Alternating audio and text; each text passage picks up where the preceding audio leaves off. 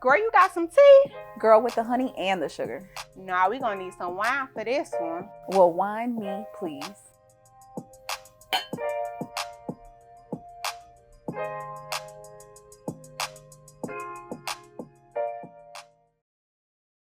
Hey, hey, hey, hey.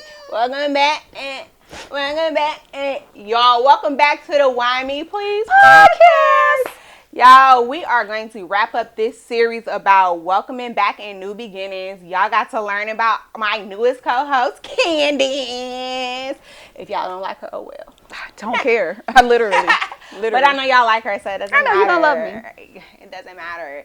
So we got to learn about Candace. We talked about our 30s, navigating friendships, and all the other good stuff. But before we talk more about that, let's get into our wine. All right, y'all. Y'all know I gotta get my spiel. So on today's episode, we are drinking Jacob's Creek Chardonnay, Australia 2022. Okay. Ooh, Chardonnay. This medium body Chardonnay offers attractive lemon, ripe peach, melon, and subtle oak flavors and soft acidity that leads to a well-balanced, fruit-driven finish. Enjoy it on its own or with grilled vegetables, fish, or chicken. Ooh, some salmon. Okay. I think some grilled salmon would go. Yeah. We gonna cook a dinner plate. We are. Nice. So let's get into it. Let's taste it. Don't worry. I got the top already, y'all. Y'all ain't getting mad. So let's taste this Chardonnay.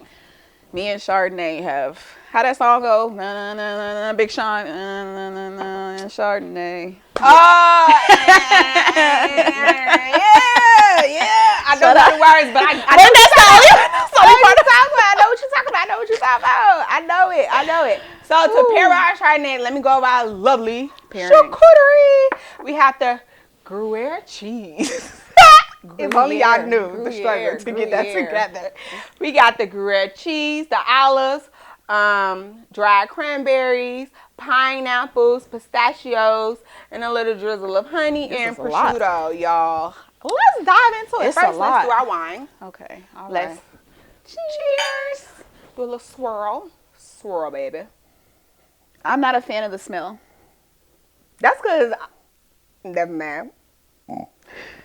I want to know what she was going to say, but I ain't going to push the issue.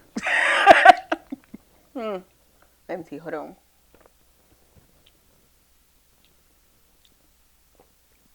I taste fruit. This is a medium body. I will say that was right on that part. Yeah. Because it's because like on that last episode, it was a light body and you could tell the difference. This has like more stepped up a boldness little bit more. Yeah, it does. And for it to be Chardonnay, I'm actually surprised it's not like a little stronger, like bolder in taste. And I actually enjoy that part. That it's not strong. Because Chardonnay, I usually don't like Chardonnay. Yeah, I was gonna say Chardonnay is usually not strong. No Chardonnay. I compare Chardonnay to a vodka shot. I'm sorry. I be like, no, vodka shot. Chardonnay is too strong for me. Jeez, I don't know if I'll go that far, but okay, you got it, sis. I'm just saying, and Chardonnay can be a little strong. And when people say that's their wine, I know they here for a good time.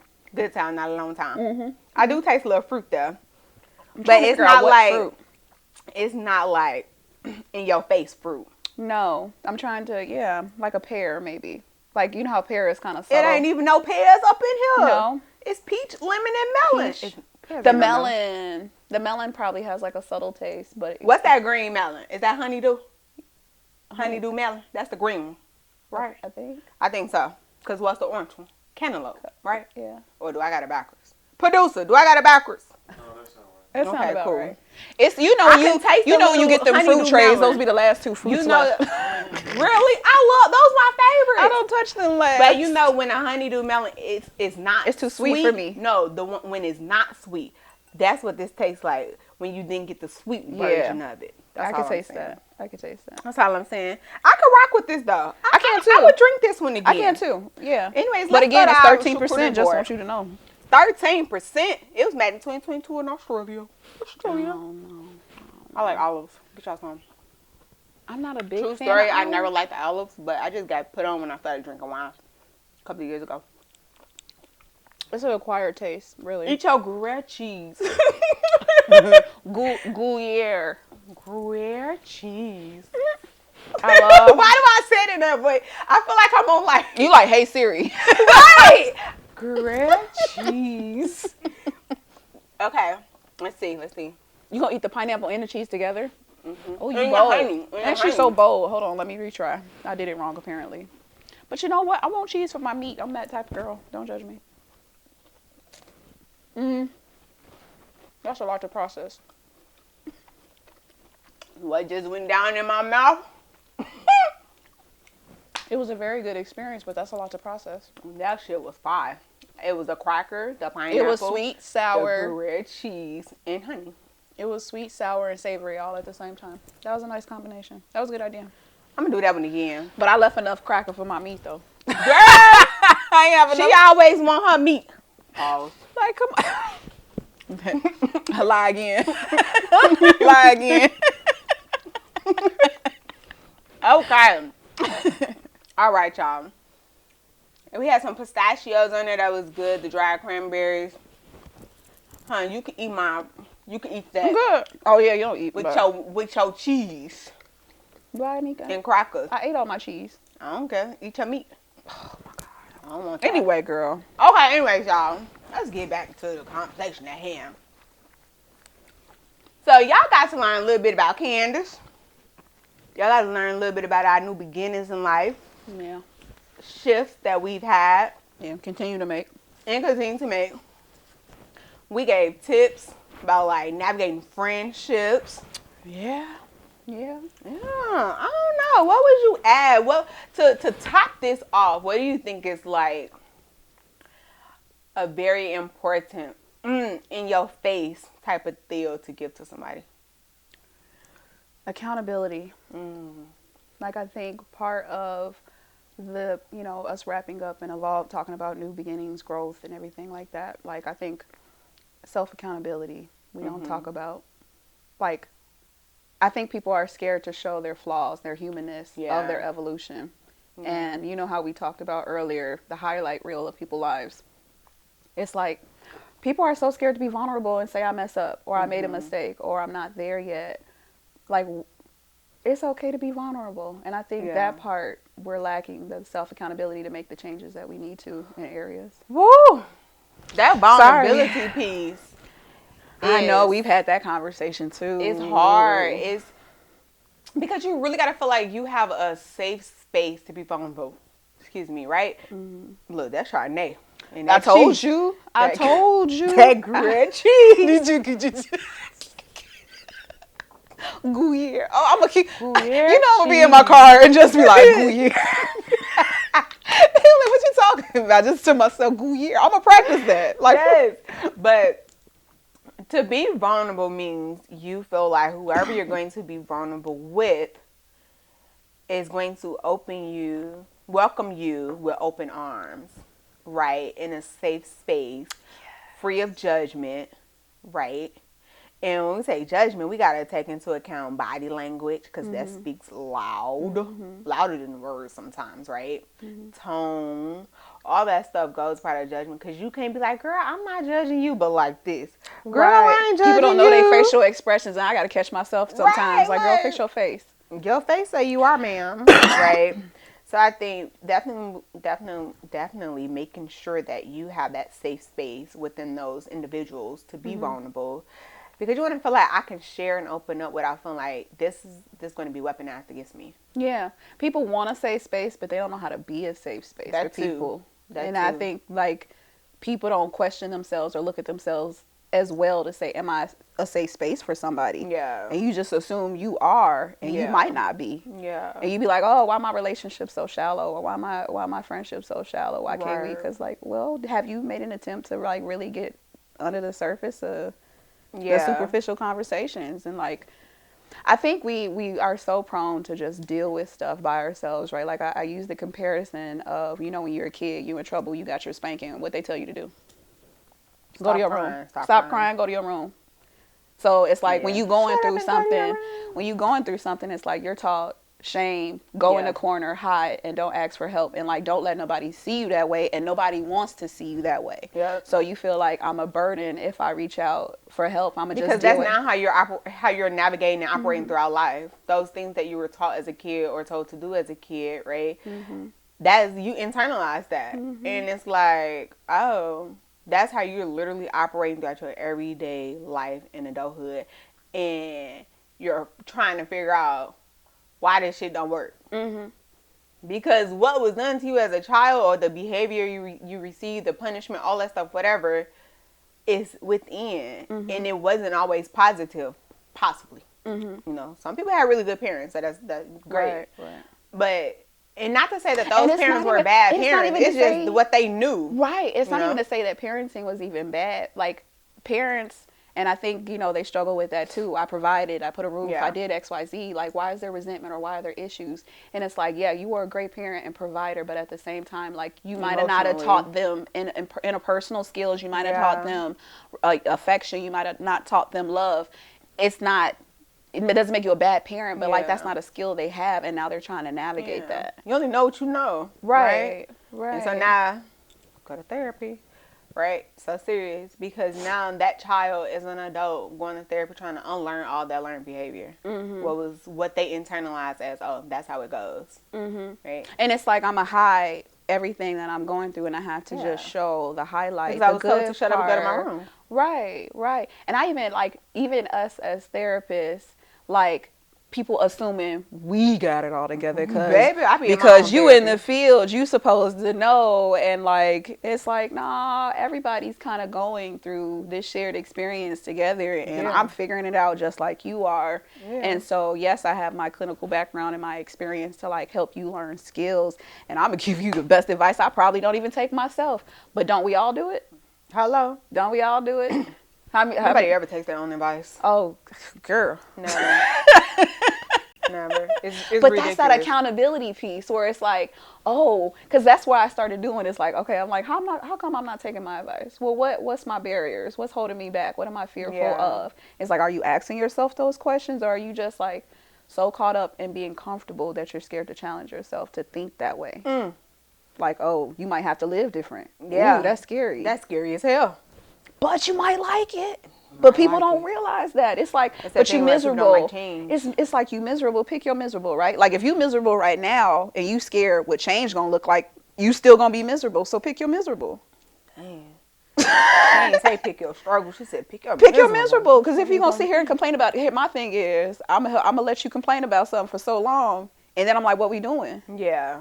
Because, okay, all right, I heard you. But what we doing? Because we're not going to keep talking about the same thing over. I need to see, okay, do you want advice, or you want me to listen? Because I'm only going to listen a few times about the same thing. Like, okay, what's the plan? Like, what do you need from me to help you get past this situation? Yeah. Because I don't like feeling stuck like that. That's my one. That gives me anxiety, like, to feel stuck in a situation and like, oh, it's not going to get better. I got to do something about it. No, and if you not, I am. Because I'm a pivot. No, facts.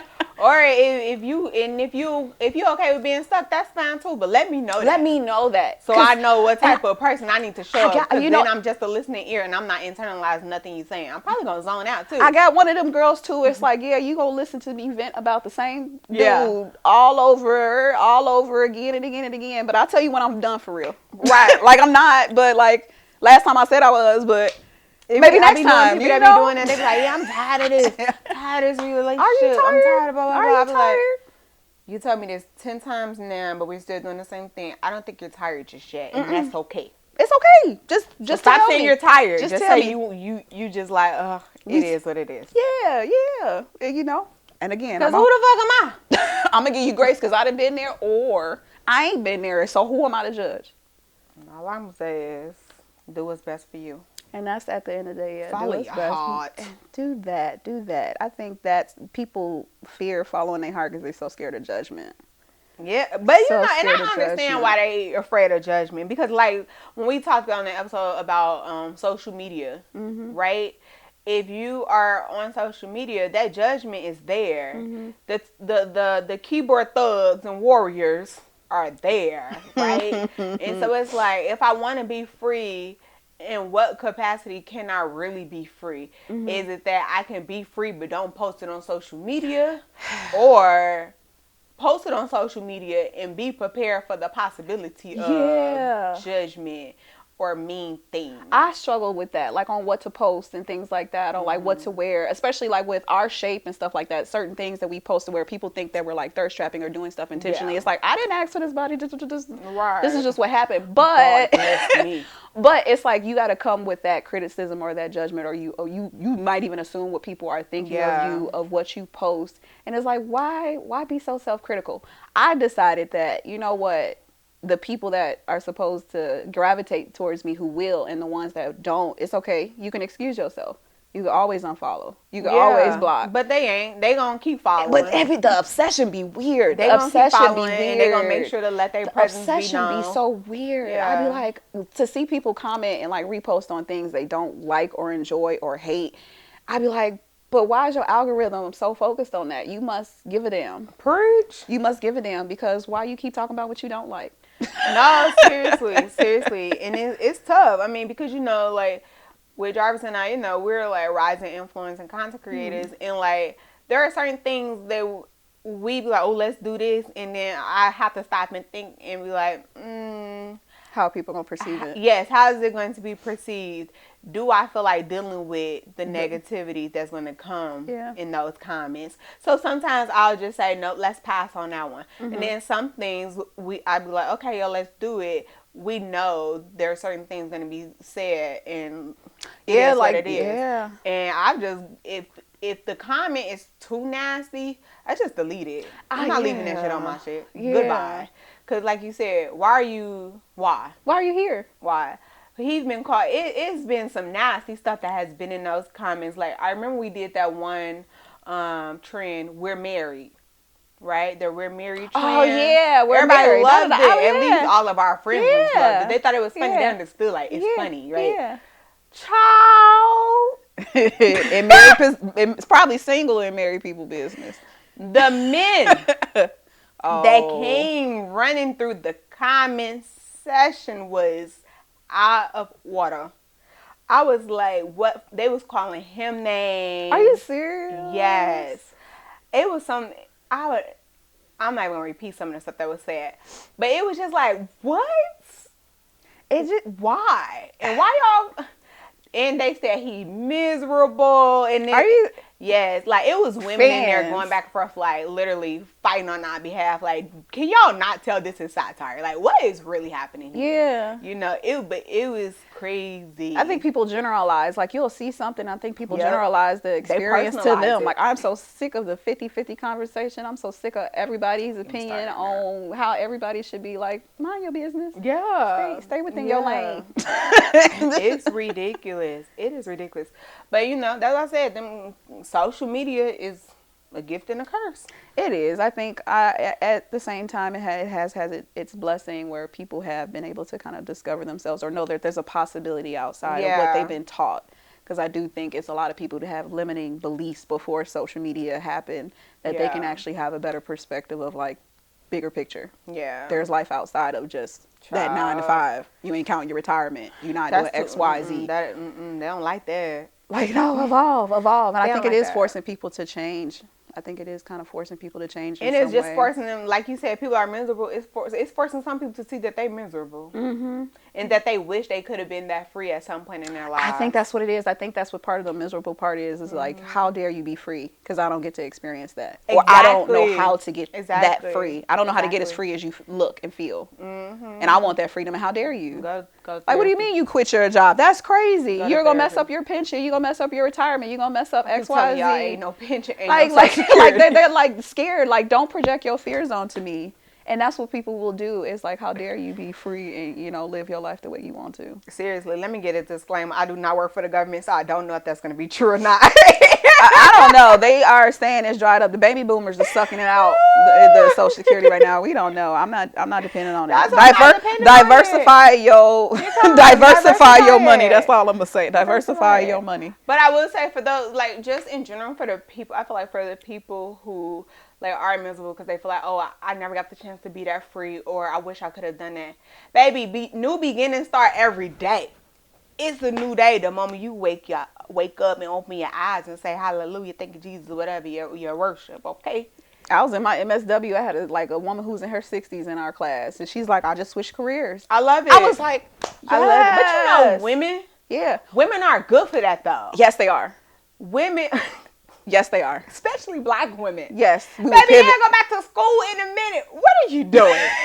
Look, my job said I need this to get that promotion, so I'm going to go back to school and I'm going to get that promotion. Like, what are you doing? It could be an extra $2 raise. I'm going back to school for that $2 raise. That's they in the moment mindset. Just because they know their job probably going to pay for it. But baby, they not finna stay there that long. Oh, no. They finna realize what's really good. Yeah, no, they going to pivot. They going to pivot. It's pivot fine. For real.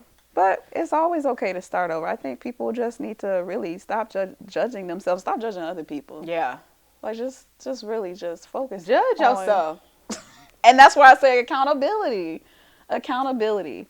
Why is accountability so hard? Because shame. People are so scared of shame. Like, people do not want to feel shame. It's a shitty feeling. And nobody wants to feel that. But it's like, that's how you grow. How else do you expect to be like, you know what? I do speak harshly. I am rude. I do need to work on that. How else do you even change your behavior unless you say, oh, that is fucked up? Yeah. Like, you have to hold yourself accountable, but people want to do that. People get so defensive. Another thing that people should do is, if they don't know if they should change something, don't be afraid to ask. Like, you're in the circle. Check in with your friend. The issue?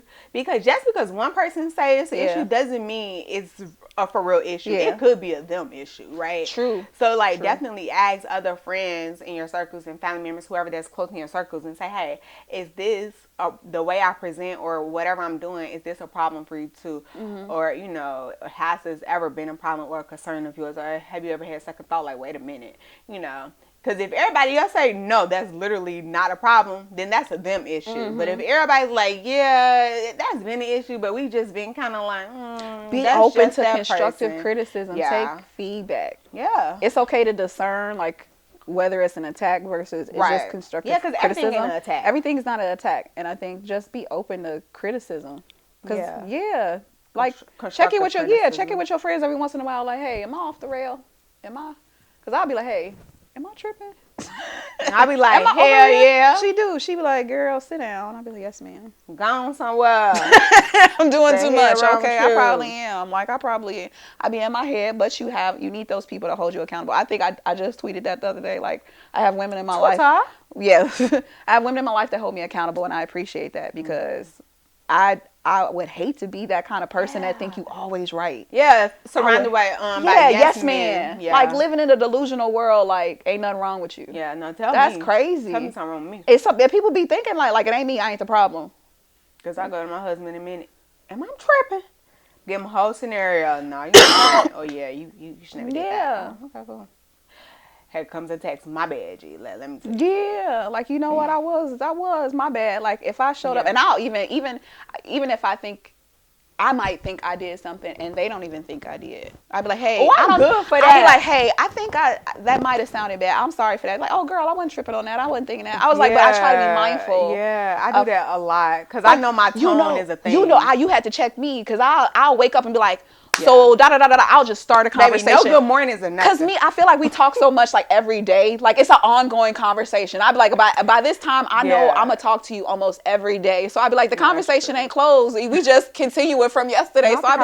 So I'd be like, so what should we do from the store? She'd be like, good morning. I'd be like, you right. You right. You right. She'd be like, girl, I just rolled up. Sleep with you last night. She's like, I know you ain't just wake me up with that. Like, I know you ain't just wake me up and ain't say good morning. Like, girl, did we go to bed? But my ADHD mind be like, just like, let me get this out before I forget. And then I'll be like, oh, my bad, good morning. Because I'll text good morning after the fact. I'll be like, good morning.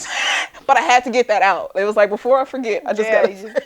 But you held me accountable, and I appreciate that. Yeah. Some girls would be like, what you mean? Like, at least I spoke. Right. Like, and I'd be like, at least you blocked. Like, you ain't got to come with that energy. I was like, oh, you right. I'm moving too fast. Slow down. It's okay. We gonna get stuff done. Right. It's gonna get done. And I'd be like, I appreciate your enthusiasm. But hello. Good morning. Because, you want to show up for your friends. You want to make sure. But I'd be like, look, don't let me forget this. Let me text her real quick. She'd be like, girl, slow down. Slow I your body she like, I just down. got the crust out my eyes. Leave me alone. Yes, ma'am. Cause that's how I be. I'm an early bird. I'll be up at 5 o'clock in the morning. That be the thing. I be up, but like my brain don't be up. So I am most productive. Boom, boom, boom, boom, boom. I be like, girl, I between 5 to 7 a.m. I probably have planned out 5 years of life between 5 and 7 a.m. Mine's is 6 to 8. Yeah. And you be texting that. Because I be at work already. I be at work at 8 o'clock. See. So like when I roll over, I like start jotting down whatever I'm thinking about, and I'll be like, okay, let me get my day. That makes sense. Now that I know you be at work at 8, that makes sense. Because I don't start working until 10. See, she got that entrepreneur lifestyle. I be laying in the bed like, oh, you talk about this. Girl, my alarm is set for 5:30 a.m. and I be up before my alarm. Girl, you worse than me. Have at it. Have it, baby. Have it, baby. I told you my brain be on go. On go? But you help me slow down. I'm gonna get you like. I need one of those. I need one of them little pedal thingies under my neck to run that energy out. The fuck out of here, girl. Why is you running so fast? You the road running this motherfucker. Anyway. I'm not gonna deal with you. It's the Chardonnay trying to tell you. It's the Chardonnay. Actually, I might actually get a little bit more. A little bit more. And you know, I ain't had a second pour of the other one. She's showing just out. a taint. Just a taint. She's showing out. Just a taint. Now, y'all heard her say she don't usually mess with the Chardonnay. This one's actually good, though. It's not strong. Okay. It might sneak up, though. Exactly, Miss. What you say, 13% alcohol? That what you say? We said no tea. This is wine. So, I mean, I'm just saying. Anyways, as we finish wrapping up this series, welcoming us back, because I forgot, of course, y'all know, it's been like 2 years. We took a 2-year hiatus. And don't forget, Dominique will be back after she's done with maternity leave. Because she had my little nephew. So cute, y'all. Y'all will see him at some point. But as we wrap this series up, I enjoyed this series. What about you? I did, too. I did. I hope our viewers, really feel connected to who we are. I hope so, too, as they welcome us back and discussing new beginnings. But y'all know we got more to come. A lot more. Throughout the rest of this season. So sit down and buckle your seatbelts, baby. As always, we're not just the podcast for a tea, so why don't we please?